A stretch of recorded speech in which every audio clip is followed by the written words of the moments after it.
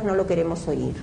Entonces, eso también hay que aprender a oírlo. Bueno, ahora, para entender qué no queremos oír y para entender por qué les era tan difícil a ellos contarlo, voy a empezar con el tema en sí.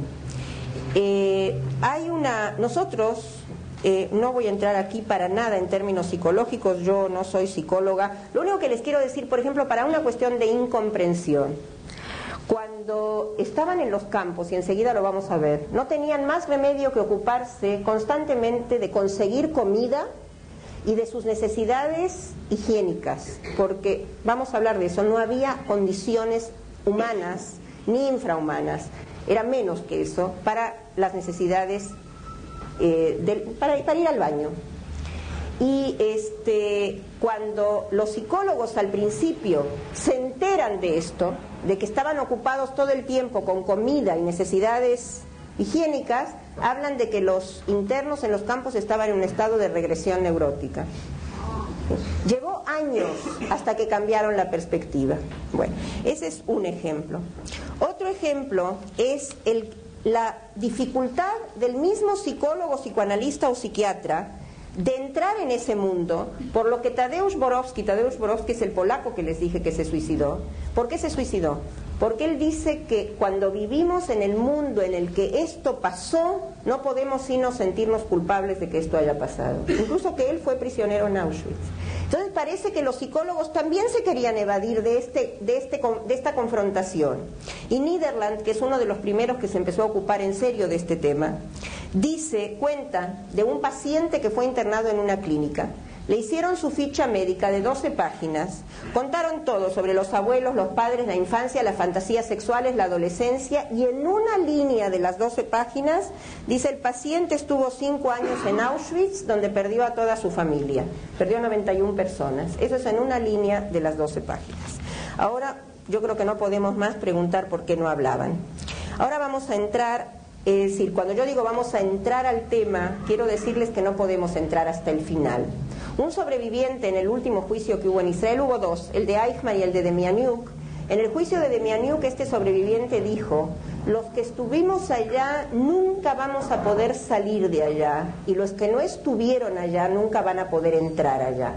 Y yo creo que eso lo tengamos presente, es decir, nunca vamos a poder entrar hasta el final, pero creo que podemos hacer un esfuerzo serio para tratar de aproximarnos a ese mundo.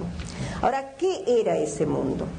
En primer lugar, era otro sistema planetario, no en el sentido de que esto fue un hecho que cayó de otro planeta o que estuvo en otro universo. Fue un hecho muy humano que estuvo acá, perpetrado por humanos, desde los más ignorantes hasta los intelectuales de más alta categoría.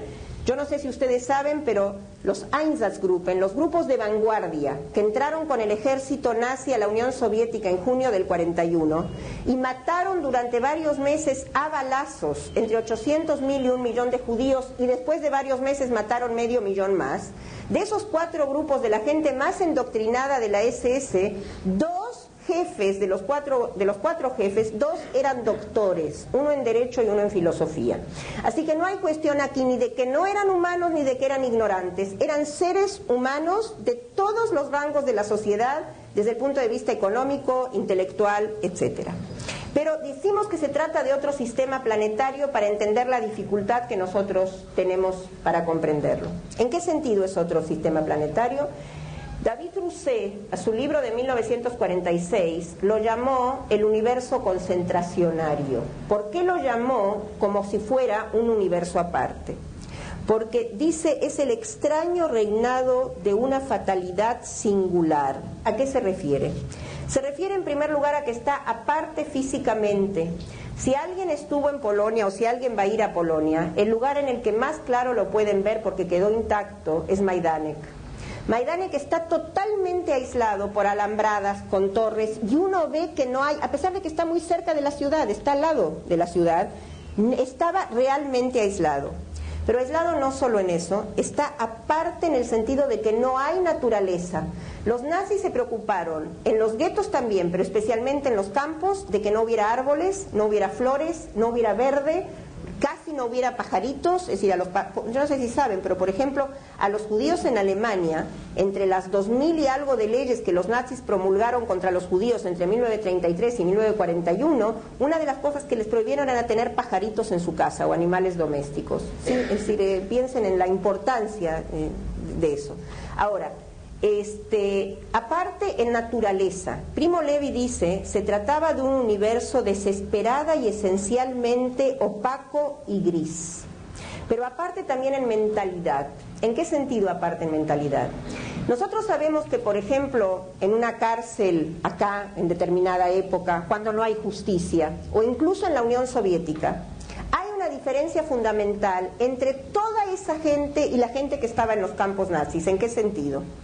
Vamos a empezar con los soviéticos y después ustedes hagan las asociaciones que quieran, yo no estoy tan enterada de otros lugares.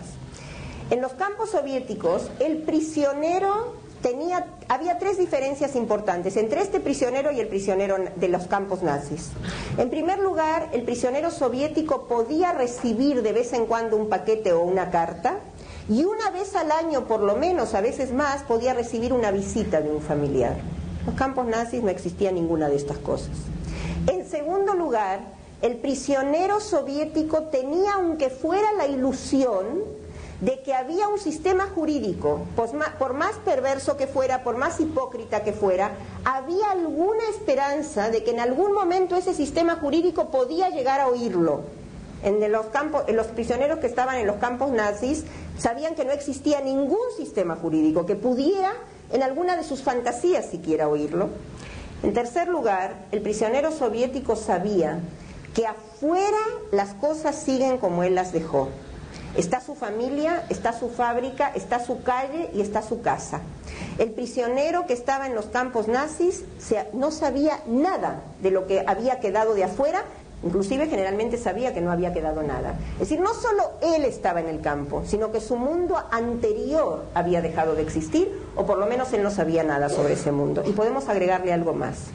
El prisionero soviético sabe que los de afuera saben que él está preso.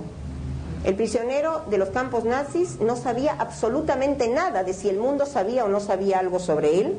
Y les voy a decir lo que dice uno de los testigos, de los testimonios que yo leí. Dice, los guardias de la SS gozaban diciéndonos que no teníamos chance de salir con vida, acentuando con especial placer que después de la guerra el resto del mundo no creería lo que había sucedido. Es decir, esa era otra dificultad o diferencia fundamental que ellos tenían adentro. Algo más. En los campos nazis había arbitrariedad absoluta. ¿Qué quiere decir eso? Quiere decir que no había absolutamente ninguna ley de causa y efecto. Todos los que vivimos en un mundo normal sabemos que hay accidentes, pero sabemos que en general las cosas obedecen a una ley de causa y efecto. Es decir, si salgo a tiempo de mi casa, generalmente voy a llegar a tiempo acá, voy a recibir el sueldo a fin de mes, etc. En los campos nazis no había absolutamente nada así. Como dice uno de los testigos, y con mucha exactitud, la única ley era la ley del SS. No había otra ley. Incluso, no sé si saben lo que es la selección, cuando se decidía quién iba a la fila de la muerte y quién iba a la fila de la vida. Generalmente los que iban a la fila de la muerte eran los más enfermos, los más viejos, los que se veían mal, o los pequeños, o las mujeres que tenían un bebito. Pero no siempre era así.